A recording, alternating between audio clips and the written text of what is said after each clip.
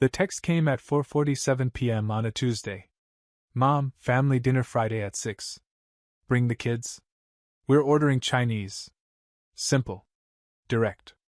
No, miss you, or can't wait to see the grandkids. Just logistics. But that was Mom's style, efficient, transactional, like she was coordinating a work meeting instead of inviting her son over. I should have known better. I'm Connor, 32, single dad of 2. My kids are Emma, 8, and Noah, 6. Their mom walked out when Noah was barely talking, said motherhood wasn't her calling. Moved to Portland to find herself, and never looked back. Since then, it's been me, 2 jobs, and a 2-bedroom apartment where the kids share a room decorated with dinosaur posters Noah picked out and fairy lights Emma begged for at Target. My older sister? That's Vanessa, 36. Married to Todd, who works in finance, which I'm pretty sure just means he wears vests and says things like, circle back on that. They have 3 kids, Brooklyn, Madison, and Ashton, names that sound like a luxury apartment complex. Vanessa's kids go to private school. They have matching Patagonia jackets. They take piano, lacrosse, and something called Youth Entrepreneurship Camp. My kids? They take turns picking which streaming service we can afford that month. But I showed up anyway. Because family, right? When I walked into Mom's house Friday night, Vanessa was already there, sprawled on the sectional like she owned the place. Todd stood by the kitchen island scrolling his phone, occasionally nodding at Dad's monologue about riding moors. Connor, Mom said, not getting up. You're late. I checked my watch. 6:04. Traffic. I lied. Well, we're starving, Vanessa said, glancing at her kids lined up like a Williams-Sonoma catalog. We were waiting. Emma and Noah shuffled in behind me, quiet. Noah clutched his stuffed dinosaur, the one with the missing arm. Emma had her hands shoved deep in her jacket pockets. Hi, Grandma, Emma said softly. Mom gave a tight smile. Hello, sweetie. Go sit down. Not a hug. Not even eye contact. Just directions. I felt Noah's hand tighten around mine. Vanessa had her phone out, scrolling through a delivery app like she was shopping for a yacht. Okay, so what does everyone want? She announced. Todd's treating tonight. Todd grunted something that could have been agreement or indigestion. Vanessa turned to her kids first. Brooklyn, honey? Orange chicken and pork fried rice. Brooklyn chirped. Madison? Lo mein and spring rolls. Ashton? Beef and broccoli with extra sauce. She typed it all in like she was taking notes in a boardroom. Then she looked at my kids. For about half a second. Before looking right past them. Mom, what do you want? Vanessa asked. I blinked. Wait. Mom waved her hand. Oh, just get me the sesame chicken. Light on the sauce. Dad? Kung Pao shrimp. I cleared my throat. What about Emma and Noah? Vanessa didn't even look up from her phone. My kids, I said slower this time. What do they want? She glanced at them like she just noticed furniture had been rearranged. Oh. She smiled, the kind of smile you give a stranger's dog. Well, there's leftovers in the fridge. They can have that. I laughed. Because surely she was joking. She wasn't. Wait, what? Mom set her wine glass down with a clink. Connor, we're ordering for the adults. The kids can eat what's in the kitchen. My kids are kids, I said. Well, yes, Mom said slowly, like I was being difficult. But Vanessa's children are guests. I felt the air leave my lungs. Noah looked up at me, confused. Emma stared at her shoes. They're your grandkids, I said. Mom sighed, the kind of sigh she used to do when I'd ask for help with homework as a kid. Connor, don't make this a thing. I'm not making it a thing. I'm asking why my kids don't get to order food. Vanessa jumped in, voice saccharine. It's just that we're paying, Connor. And you know, we didn't plan for extra. Extra? Well, yeah. She shrugged. We knew you were coming. But you bring them every time, and it adds up. I stared at her. Then at Mom. Then at Dad, who was suddenly very interested in his phone. They're 8 and 6. And they can eat leftovers, Mom said coolly. There's chicken in the fridge. Maybe some pasta. They'll be fine. She said it like she was doing me a favor. Like my kids were an inconvenience, she was graciously accommodating. Emma tugged my sleeve. Dad, it's okay. I'm not that hungry. That broke something in me. Not anger. Not yet. Just clarity. I pulled out my phone. Opened the voice recorder. Hit record. And slipped it back in my pocket, screen side down. So let me get this straight, I said, calm as I could manage. Vanessa's kids get to order whatever they want. But mine get leftovers? It's not like that, Vanessa said, annoyed now. Then what's it like? Mom's jaw tightened. Connor, you're being dramatic. I'm being dramatic? Yes. She folded her arms. You show up here expecting us to feed your children like we're running a charity. I felt Noah's hand slip into mine again. They're your grandchildren. And they're your responsibility. Mom snapped. Maybe if you'd kept your marriage together, you wouldn't need us to pick up the slack. The room went silent. Even Vanessa looked uncomfortable. Todd cleared his throat and walked out of the room entirely. I stood there, hand on my phone in my pocket, making sure it was still recording. So that's what this is about, I said quietly. Mom didn't answer. Just turned back to the counter and poured more wine. Vanessa busied herself with her phone. Okay, order's in. Should be here in 20. I looked down at Emma and Noah, both of them staring at the floor. Come on, guys, I said. Let's go. Connor, Mom started. We're leaving. Don't be ridiculous. You just got here. I didn't answer. Just took my kids' hands and walked out the front door. As I buckled Noah into his booster seat, I could hear Vanessa through the open door, voice raised. God, he's so sensitive. I pulled out my phone. Stopped the recording. 38 minutes. Crystal clear audio. Every word. I sat in the driver's seat for a moment, staring at the file. Emma leaned forward from the back seat. Dad, are we in trouble? No, sweetheart, I said. You're not in trouble. Then why did Grandma say that? I looked at her in the rearview mirror. Her big eyes, worried and confused. Because sometimes, I said, people forget how to be kind. But that's not your fault. Noah hugged his dinosaur tighter. Can we get McDonald's? I smiled. Yeah, buddy. We can get McDonald's. And as I pulled out of the driveway, I glanced one more time at that recording on my phone. I didn't know what I was going to do with it yet. But I knew I wasn't going to let this go. Not this time. The McDonald's parking lot was nearly empty. Just us, a minivan with a bumper sticker that said, My kid's an honor student. And a guy in a Tesla charging his phone. Emma got a Happy Meal. Noah got chicken nuggets shaped like dinosaurs, which he declared the best thing ever invented. I got a black coffee and sat there watching them dip fries in ketchup like it was a science experiment. For a moment, everything felt normal. Then my phone buzzed. Vanessa, really, Connor? You just left? I stared at the message. Took a sip of burnt coffee. Didn't reply. Another buzz. Vanessa, Mom's upset. You embarrassed her in front of everyone. I laughed out loud. Noah looked up, confused. Nothing, buddy. Eat your dinos. I typed back. Me, she embarrassed herself. 3 dots appeared. Disappeared. Appeared again. Vanessa, you're being childish. Me, and you're being complicit. The dots stopped. I locked my phone and looked at Emma, who was picking at her apple slices like she didn't have an appetite anymore. You okay, Em? She shrugged. Why doesn't Grandma like us? My chest tightened. She likes you. I lied. No, she doesn't. Emma's voice was small but certain. She likes Brooklyn and Madison and Ashton. She doesn't like us.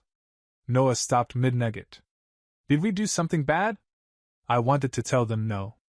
That it wasn't their fault. That people are complicated and families are messy and sometimes love looks different depending on who's standing in the room.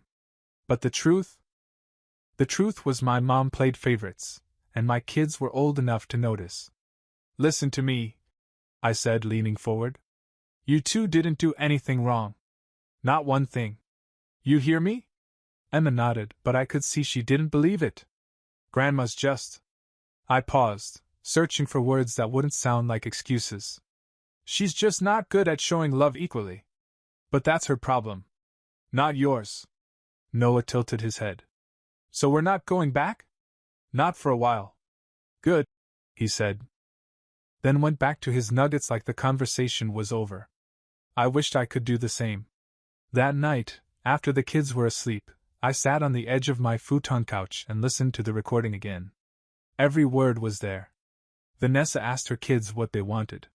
The silence when it was Emma and Noah's turn. Mom's voice. Connor, don't make this a thing. And then the kicker. Maybe if you'd kept your marriage together, you wouldn't need us to pick up the slack. I played it 3 times. Each time, it stung a little less and made me a little angrier. Not the explosive kind of anger. The cold kind. The kind that sits in your chest and calcifies into resolve. I opened Facebook. Hovered over the Create Post button. Then closed the app. Not yet. Saturday morning, I got a call from Dad. Connor. Hey, Dad. Your mother's upset. I know. She thinks you overreacted. I laughed, bitter. Of course she does. Look, son. Dad, did you hear what she said to me? What did she say about Emma and Noah? Silence. Dad? She was frustrated. You know how she gets. That's not an excuse. I'm not making excuses. I'm just saying, maybe you could have handled it differently. How? I asked. By letting my kids sit there while Vanessa's kids got takeout and mine got scraps. It wasn't scraps. It was leftovers, Dad. Cold pasta and chicken from 3 days ago. While their cousins ordered fresh food. More silence. She didn't mean it like that, he finally said. Yes, she did. He sighed. What do you want me to say, Connor? I want you to say it was wrong. I want you to say you should have stood up for your grandkids. He trailed off. Yeah, I said. That's what I thought. I hung up. By Sunday, the group chat was alive. Vanessa, can we all just move past this? It's getting ridiculous. Aunt Linda, what happened? Vanessa, Connor threw a tantrum because we didn't order food for his kids. Aunt Linda, oh my. Mom, he embarrassed me in my own home. Uncle Greg, sounds like there's 2 sides to this. Vanessa, there's really not. I watched the messages roll in, each one rewriting history a little more. By the time they were done, I was the villain. The ungrateful son who caused a scene over nothing. I took a screenshot of the group chat. Then I opened the recording again. And this time, I didn't hesitate. I posted it on Facebook at 9:47 p.m. on Sunday night. No long caption. No essay. Just, this is how my family treats my children. And I attached the audio file. 38 minutes of unfiltered, unedited truth. I tagged everyone. Mom. Dad. Vanessa. Todd. Aunt Linda. Uncle Greg. Every single person who'd been in that group chat, rewriting what happened. Then I hit post. And I turned off my phone. I woke up Monday morning to 217 notifications. I thought it was a glitch. It wasn't. The post had been shared 1,200 times. People I hadn't talked to in years were commenting. Friends, acquaintances, random people from high school I barely remembered. This is heartbreaking. Those poor babies. Your mom said what? I would have lost it. Someone made a TikTok using clips of the audio. It had 40,000 views. By noon, the post had 3,400 shares. By 3 p.m., it was 8,900. Local mom groups were reposting it. Parenting forums. Reddit threads. Someone sent me a link to a Twitter account called @FamilyDramedy that had posted a summary with the caption. Grandma said they could eat scraps. This man recorded the whole thing. That tweet had 25,000 likes. I sat on my couch, staring at my phone, watching the number climb. Emma walked into the living room, rubbing her eyes. Dad? Why is your phone buzzing so much? I locked the screen. Nothing, sweetie. Go get ready for school. But it wasn't nothing. By the time I dropped the kids off at school and got to work, the post had hit 15,000 shares. And my phone was ringing. Mom calling. I let it go to voicemail. Vanessa calling. Voicemail. Dad calling. Voicemail. Unknown number calling. I picked up. Hello? Hi, is this Connor? Yeah? This is Jessica from Channel 9 News. We saw your Facebook post and we'd love to talk to you about what happened. Would you be available for an interview? I blinked. I'll think about it. Great. Here's my number. I hung up. Then I opened Facebook again. The post was still climbing. 17,000 shares now. And the comments? Thousands. People were angry. People were heartbroken. People were tagging their own families and saying, "This is what you sound like." But the ones that hit hardest? The ones from other parents. I've been that kid. Thank you for standing up for yours. This brought me to tears. My mom did the same thing to my kids. You're a good dad. Don't let anyone tell you different. I closed the app. Sat there for a minute. And then I smiled. Because for the first time in years, I didn't feel invisible. I felt heard. By Monday evening, the post had 22,000 shares. And my mom? She deleted her Facebook. But it was too late. Screenshots were everywhere. Her name. Her face. Her voice on that recording, saying those words. The internet doesn't forget. And neither would I. Tuesday morning started normally enough. I made Emma and Noah pancakes, the frozen kind you microwave because I'm not that kind of dad. Noah drowned his in syrup. Emma ate hers plain and asked if we could get a dog someday. Maybe, I said, which is dad speak for. Ask me again in 5 years. I dropped them off at school, waved as they disappeared into the building, and checked my phone. 127 new notifications. The post was at 31,000 shares now. I scrolled through the comments. Most were supportive. Some were vicious, people calling my mom every name in the book. A few were from people I actually knew. My old coworker Steve. Dude! This is insane. I'm so sorry. My high school friend Jenna. Your mom always gave me weird vibes. Now I know why. And then, buried in the replies, I saw one that made my stomach drop. Just so everyone knows, this woman works at Maplewood Elementary as a guidance counselor. Really makes you wonder how she treats the kids there. I stared at it. Then I clicked on the profile. Some random account with 14 followers and a profile picture of a sunset. But the comment had 400 likes. And people were replying. Wait, she's a guidance counselor? I'd pull my kid out of that school so fast. Someone should report her. I closed the app. This was escalating faster than I'd expected. By lunchtime, I had 6 missed calls from numbers I didn't recognize. Then one I did. Vanessa. I let it ring. She called again. I answered. What? Connor, you need to take that post down. I almost laughed. No. People are attacking Mom. They're calling her work. Do you know what you've done? I posted the truth. You posted a recording without her consent. It's legal in our state. One-party consent. I checked. Silence. Then, you're ruining her life over a misunderstanding. A misunderstanding? I said, voice rising. She told my kids to eat leftovers while yours got takeout. She said I should have kept my marriage together. That's not a misunderstanding, Vanessa. That's cruelty. She was having a bad day. And my kids were just trying to exist. Vanessa's voice cracked. Connor, please. She's getting death threats. That stopped me. Death threats? Yes. People are messaging her horrible things. Someone posted her address online. Dad's scared. We're all scared. I sat there, phone pressed to my ear, trying to process that. I didn't want that.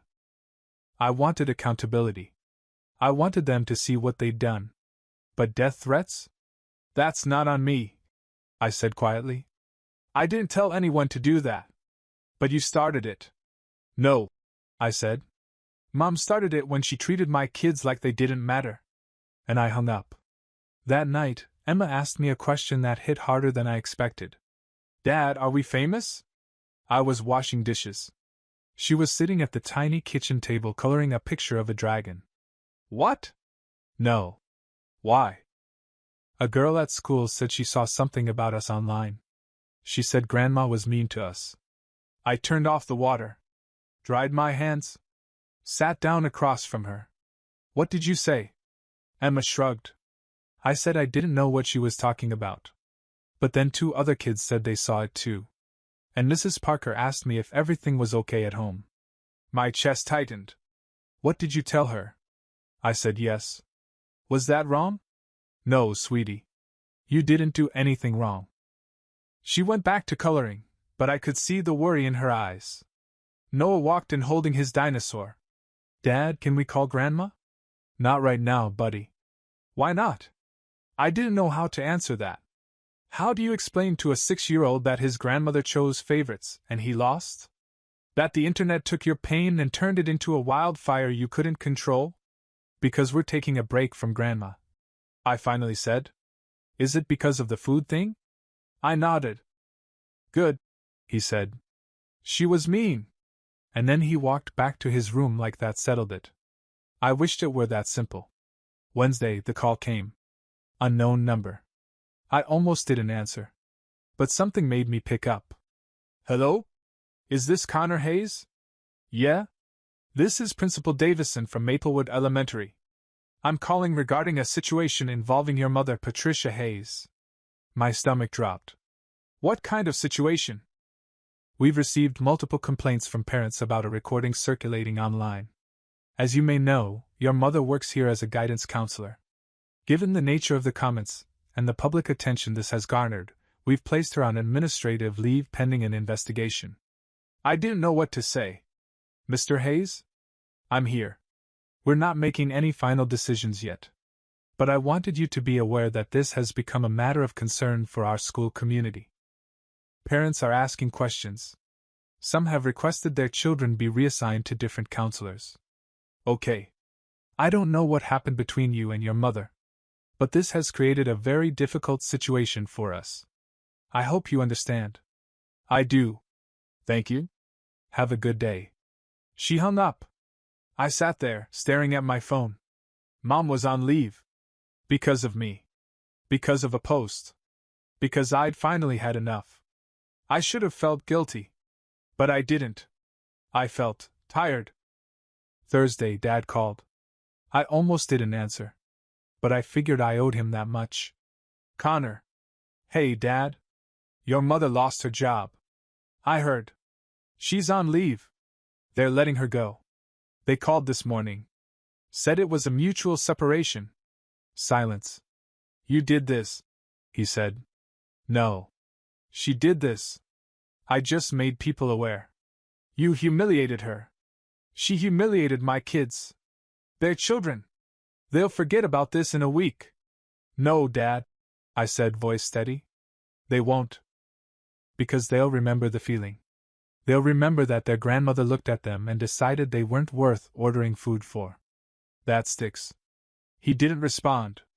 Did you ever stand up for them? I asked. That night, or any night? Did you ever tell Mom she was wrong? She's my wife. And they're your grandchildren. More silence. I can't do this, he finally said. Yeah, I said. I know. And I hung up.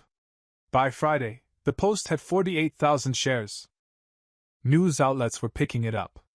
Grandmother's shocking treatment of grandchildren goes viral. Local parenting blogs were dissecting it. Reddit threads with thousands of comments. A TikTok with 2 million views. My phone wouldn't stop buzzing. Interview requests. Friend requests. Messages from strangers telling me I was brave, or that I was cruel, or that they'd been through the same thing. I turned off notifications. Deleted the Facebook app. And sat on my couch with a beer I didn't really want. Emma and Noah were asleep. The apartment was quiet except for the hum of the fridge and the distant sound of traffic outside. I'd wanted this. I'd wanted people to see what happened. To validate that it was wrong. To hear me. And they had. But now?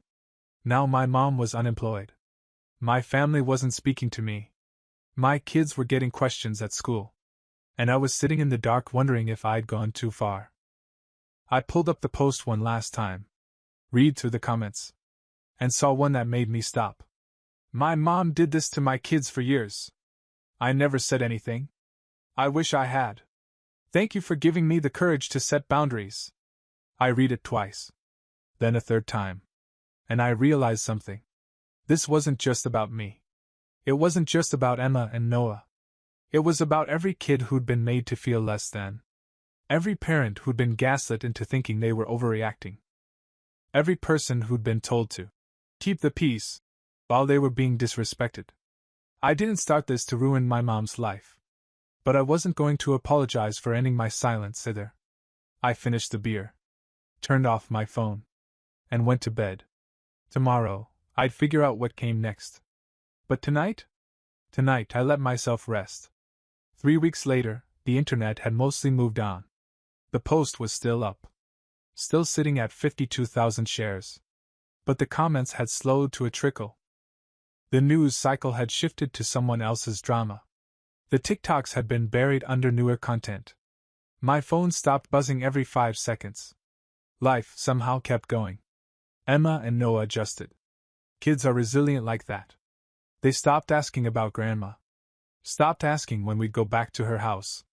When Emma's friend at school asked about it again, she just said, "We don't really talk to them anymore," and moved on to talking about her book report. Simple as that. I wished I could do the same. The first Saturday of the new month, I took the kids to the park. It was one of those perfect fall days, crisp air, leaves crunching underfoot, the kind of weather where you can wear a hoodie and not feel too hot or too cold. Noah was on the swings. Emma was reading on a bench nearby, legs tucked under her. And I was just sitting there, watching them, thinking about how much had changed in 3 weeks. My phone buzzed. A text from a number I didn't recognize. "Hi, Connor. This is Cheryl, your mom's sister. Can we talk?" I stared at it. And Cheryl. The one who lived 2 states away and only showed up for major holidays. The one who sent Christmas cards with generic messages and $50 checks. I almost didn't respond. But something made me type back. "About what?" 3 dots. "About your mom." "And what happened?" "I'm in town. Can I buy you a coffee?" I glanced at Emma and Noah. Both occupied. Both safe. "Okay. When?" "Now, if you're free. There's a place called Rooted on 5th Street. I knew it. 10 minutes away. "Give me 20 minutes. Cheryl was already there when I walked in. She looked older than I remembered, grayer, thinner, wearing a cardigan that looked like it came from a catalog for people who garden. She waved me over. I sat down, awkward. We'd never been close. She was more of a Christmas card relative than someone I'd call in a crisis. "Thanks for meeting me," she said. "Not sure what there is to talk about." She smiled, sad. "I figured you'd say that." A barista brought over 2 coffees. I hadn't ordered yet, but apparently Cheryl had. "Black, right?" she said. I nodded. Took a sip. It was good. "I listened to the recording," she said. I didn't respond. "And I read the comments. Watch the news coverage. All of it." "Okay." She leaned forward. "Connor, I'm not here to defend your mother." That surprised me. "I'm here because I need you to know something. And I should have told you years ago." I set down my coffee. "Your mom, she's always been like this. Playing favorites. Making people feel small. I grew up with her." "I know. Then why didn't you say anything?" "Because I moved away. Because I didn't want the drama. Because it was easier to send cards and pretend everything was fine." She paused. "I was a coward." I didn't argue. "When I saw that post," she continued, "I called her. Asked her what happened. And you know what she said?" "What?" "She said you were overreacting. That you were trying to make her look bad because you're bitter about your divorce." I laughed. Bitter? Of course she did. I told her she was wrong. That what she said to your kids was cruel. That she owed you an apology. And? She hung up on me. I wasn't surprised. Cheryl sighed. I'm not asking you to forgive her. I'm not even asking you to talk to her. I just wanted you to know that you're not crazy. You're not overreacting. And what you did, posting that recording, it was brave. It cost her her job. She cost herself her job. The second she treated your kids like they didn't matter, she made a choice. You just made sure people knew about it. I looked out the window. Watched people walk by with their dogs and their lattes and their problems I'd never know about. Do you regret it? She asked. I thought about it. About the death threats. The news coverage. The way my kids had to hear about it at school. About my mom, unemployed and angry. About my dad, silent and complicit. About Vanessa, rewriting history in the group chat. No, I said finally. I don't. Cheryl smiled. Good. Because you shouldn't.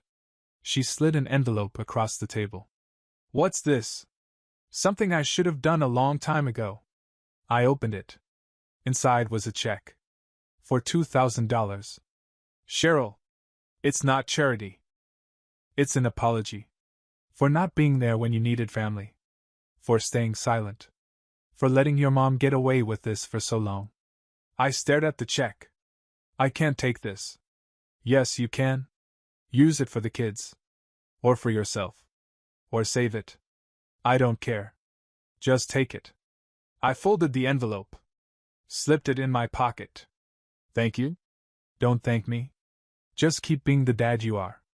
Those kids are lucky to have you. We finished our coffee. Talked about small things. Her garden. Noah's dinosaur obsession. Emma's love of reading. It was nice. Normal. When we left, she hugged me. A real hug. Not the stiff, obligatory kind you give at funerals. If you ever need anything, she said, call me. I mean it. And I believed her. That night, I made spaghetti for dinner. The cheap kind, with Jared sauce and pre-grated Parmesan that comes in a plastic shaker. Emma set the table. Noah filled the water cups and only spilled one. We sat together, the three of us, in our cramped little kitchen with the wobbly table and the stain on the wall I kept meaning to paint over. Dad? Emma said. Yeah? Are we okay? I looked at her. Then at Noah. Both of them watching me with those big, trusting eyes. Yeah, we're okay. Promise? Promise. And I meant it. Because we were. Not perfect. Not rich. Not living in a house with matching Patagonia jackets and piano lessons. But we were okay. We had each other. We had spaghetti. We had a roof and heat and a futon couch that folded into something almost comfortable. And we had boundaries. That night, after the kids were asleep, I pulled out my phone. Opened Facebook for the first time in days. Looked at the post one more time. 52,847 shares. Thousands of comments. And one notification that made me pause. A message request from someone I didn't know. I opened it. Hi Connor. I'm a single dad too. My mom did something similar to my kids last year. I stayed silent. Seeing your posts made me realize I don't have to. I set boundaries with her last week. Thank you for giving me the courage. You're not alone. I read it twice. Then I replied. You're not alone either. Stay strong. I closed the app. Looked around my apartment. At the toys scattered on the floor. The drawings taped to the fridge. The pile of laundry I'd been ignoring for 3 days. This was my life now. No family dinners with people who didn't respect me. No guilt trips. No walking on eggshells. Just me and my kids. Building something better. Something honest. And for the first time in years, I felt like I could breathe. 2 months later, I got a letter in the mail. No return address. Just my name, handwritten in cursive I recognized instantly. Mom. I almost threw it away. But curiosity got the better of me. Inside was a single piece of paper. Connor. I'm writing this because I don't think you'll take my call. I don't expect you to forgive me. I don't even know if I deserve that. What I said that night was wrong. How I treated Emma and Noah was wrong. I let favoritism cloud my judgment, and I hurt people I should have protected. I'm not asking for anything. I just wanted you to know that I heard you. And I'm sorry. Mom. I read it 3 times. It wasn't perfect. It didn't undo the damage. It didn't erase the years of being second best. But it was something. I folded the letter. Put it in a drawer. Didn't respond. Maybe one day I would. But not today. Today, I had kids to feed. A life to build. Boundaries to keep. And that was enough.